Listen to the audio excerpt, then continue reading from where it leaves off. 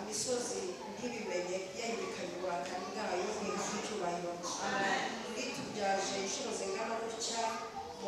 bitandukanye babageze hano amahoro bazanye amanota atandukanye ni hamwe icyubahiro iturinda mu mazu wesitanye tutazi n'ababyesitaye nimba bagize cyangwa batarize elegitirisite ariko imana iturinda imbaraga z'abarozi n'abakonikoni n'incakura imana yiremeye ikagenda turokoka ibitego yabo itwambika tukaberwa ititaye ku mataye dufite ariko tugasohoka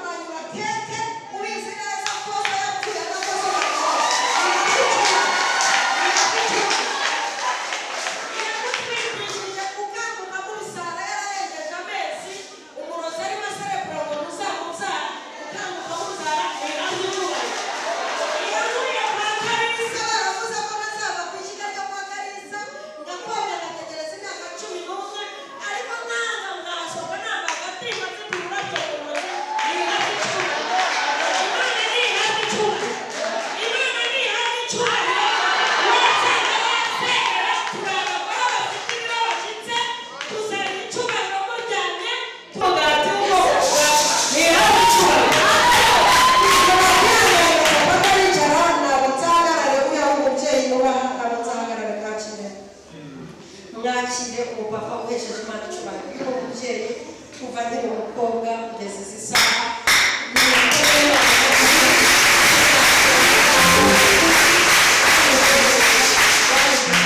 amafaranga ari kunyigisha no kuyashaka uranaya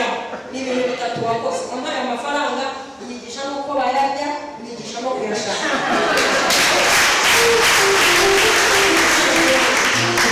imana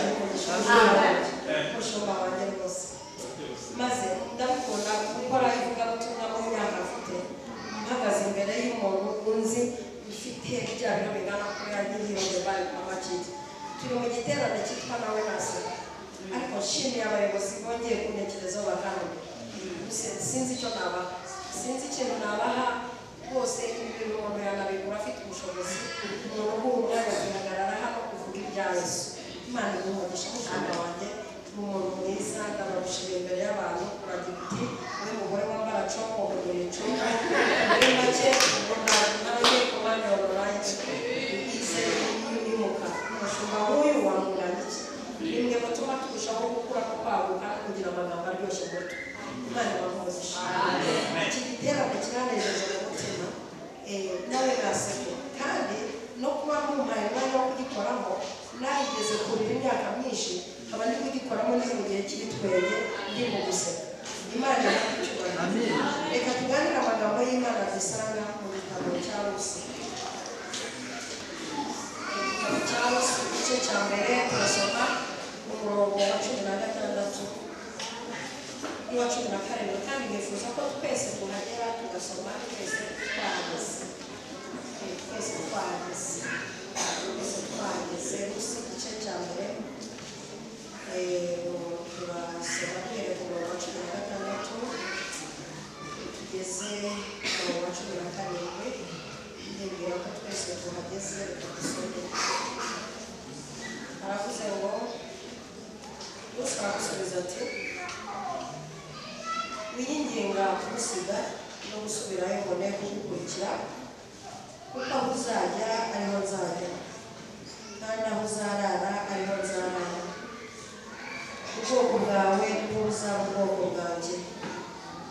Imana yawe niyo izaba Imana yanjye aho uzagwa niho nzagwa bahampawe nihagira ikizantandukanya nawe atari urupfu Uwiteka azabibore ndetse bikabasha. Basoje ntabwo tugiye kuganira ntabwo tugiye gusoma ibi gukunde muzamurireho gakeya kuko maze iminsi ufite ikibazo cy'amagrupe n'izi jwi urafatanyije nanjye gukorana n'Imana. Hanyuma naranezerewe cyane tugiye kuganira amagambo y'Imana mwanya wabaye n'umunini wahagije rwose tuganira amagambo y'Imana. Hanyuma byahuje nuko turi mu giterane cyateguwe cyo gufasha cyangwa se gusetsa. Igiterane cyateguwe mu buryo bwiza kandi bwimbitse twifuza ko dusoza umwaka abantu baseka kandi burya nugendana n'umuntu umunyarwanda niwe bavuze ngo akanwa karya nikaguhe muri kavuza n'induru ntizakora. Kandi burya umuntu utabonye mu gihe cy'imibabaro yawe mu gihe cy'ibyishimo ntashaka azaserekure gake kuko mu gihe cy'ibyishimo azaserekure gake kuko umuntu waguhaye ikiro cy'umuceri mu gihe waryaga ibijumba kuri Noheli icyo kiro cy'umuceri ntikizibagirana. Rero iki giterane uburyo cyateguwemo turabishimye birasobanutse rwose tuhazanye ibintu byo kubaha kandi bijyanye n'umujyi wa Kigali. Ntabwo rwose dufata rwose mu kanya turaje tubasetse kuko nubwo wenda asa n'utangiriyemo ku buhamya ubu ngubu mubona turi guseka siko twahoze. Niyo mpamvu ari igihe guseka tukabona hari aho byajene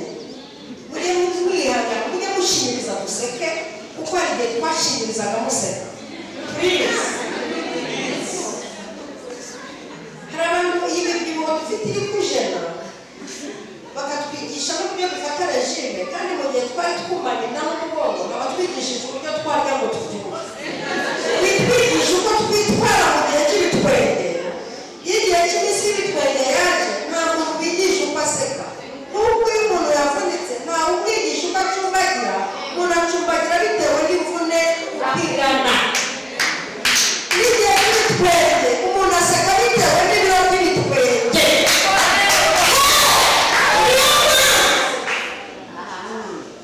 Niyo mpamvu nanisegura mu gihe cyo kuvuga no kwisanzura. Ntabwo twaturutse hamwe ntitwakubiswe kimwe. Ubu ntabwo nakwishima umuntu washatse ariko yujuje imyaka leta y'u Rwanda yemereraho gushaka umuntu wambaye agatimba kuri iyo tariki yujuje iyo myaka ukarambagizwa mu mwaka umwe ukawukogamo ukawukoreramo ubukwe ukanawuzariramo. Ntabwo twaseka kimwe kubera yewe kubera sisiteme yanjye ntabwo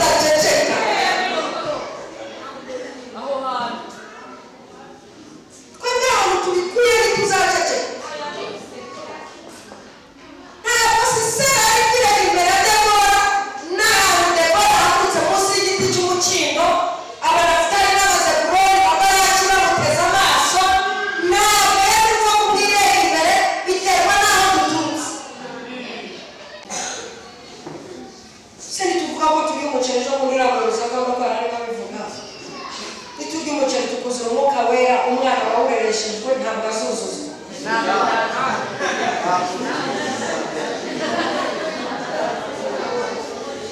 ngiye kuba umuceri bwa mbere naratashye mbwira mama ntibabonye abana b'abakire bari kurya amagi y'ibiryo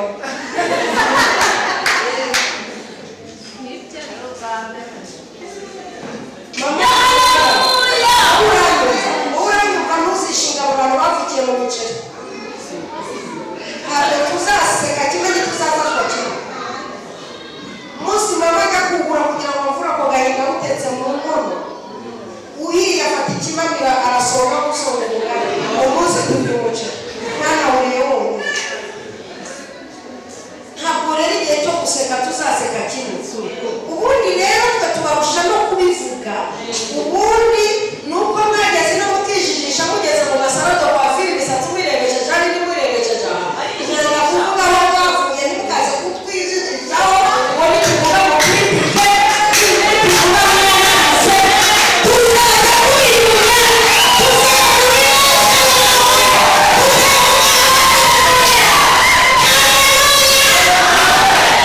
tuzishinga za kabugi kaza zawe twebwe tubivana imbere yawe tubibonye waravuze mu nzara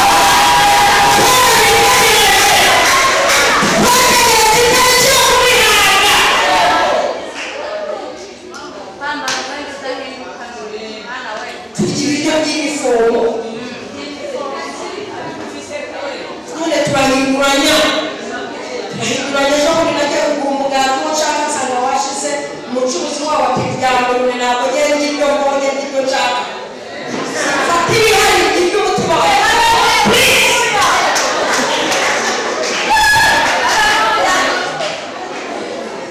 tuzi icyo dushaka turi guseka ntabwo mfata ibyo mbonye sitera ntabwo ngibyo mbonye ngibyo nshaka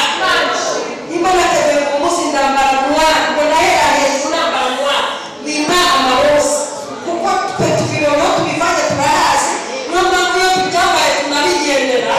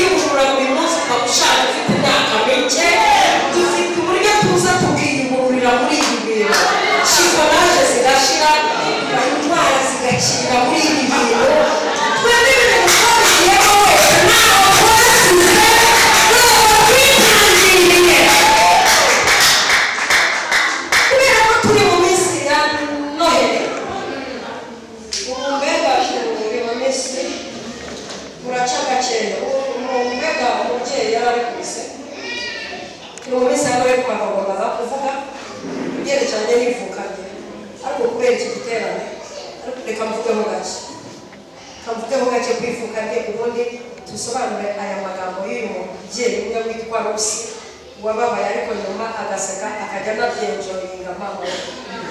Boaz akajya abyina nta muziki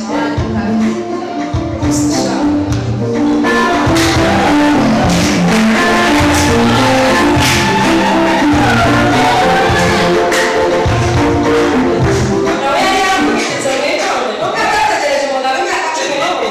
ariko nawe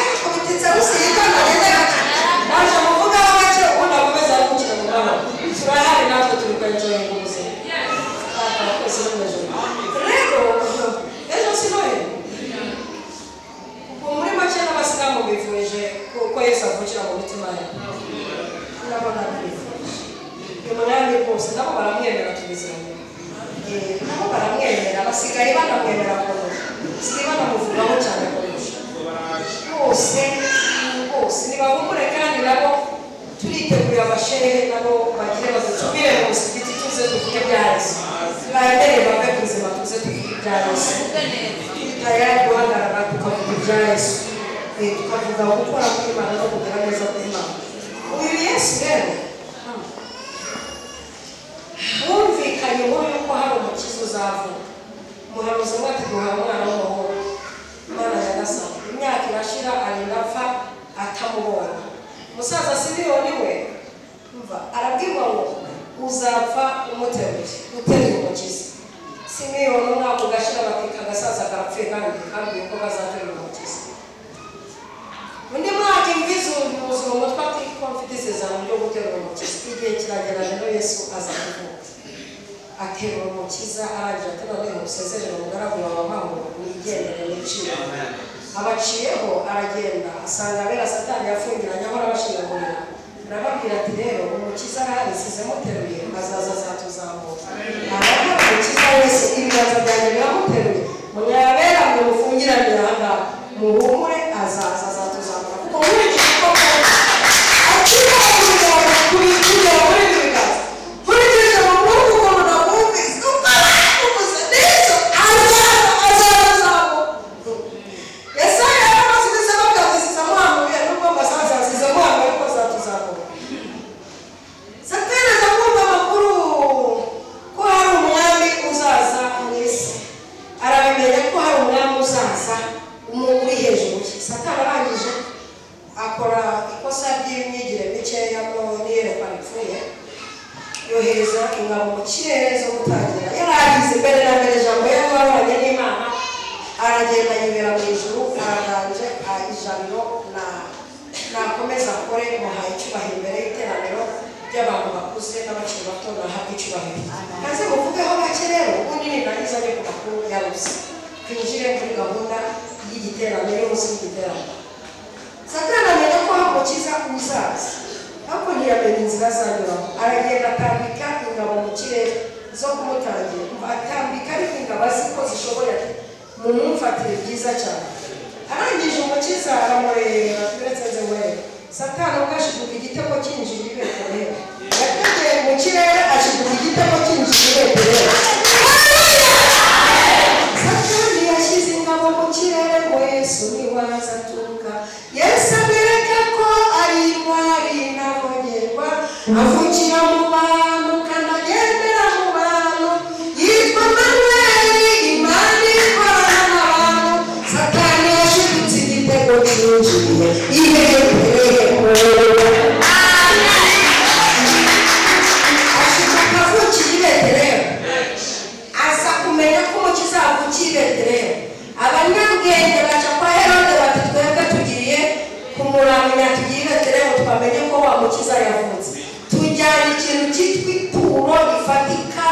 umaturo y'uburyo bwose tugiye kumuramya bakora ikosa ryo kujya kubibwira Herode kandi Herode ari kumushakisha baragenda ngo bakurikira inyenyeri kondisiyo ko ari gukurikira inyenyeri ikabagezaho umukiza yavukiye nibavuga gukurikira inyenyeri no kuyireba no kukuyobora aho ugeze ujya wibuka ko ushobora kukunyuza n'ahantu hari amahwa n'ahantu hatari inzira nyabagendwa kandi kondisiyo ukaba kuyikurikira akantu ntabwo wakumva utarakora mu mwuka bisaba ko ugucanye mu mwuka ni ukuvuga ngo iyi nyenyeri kuyikurikira kuko ikabagezaho umukiza yavukiye kondisiyo kuba ukwemera kwikunyuzaho ugomba guca ushaka kunyuze mu bikomeye ariko ikitonero ni uko ugomba kugerayo bagezeyo Herode aravuga ati nanjye muze mumbwire amakuru njye kumuramya baraza ngo mu guhindukira baburizwa n'umwuka mu nzira muca kwa Herode barakomeza baragenda Imana ishimwe aho bagira ngo nanjye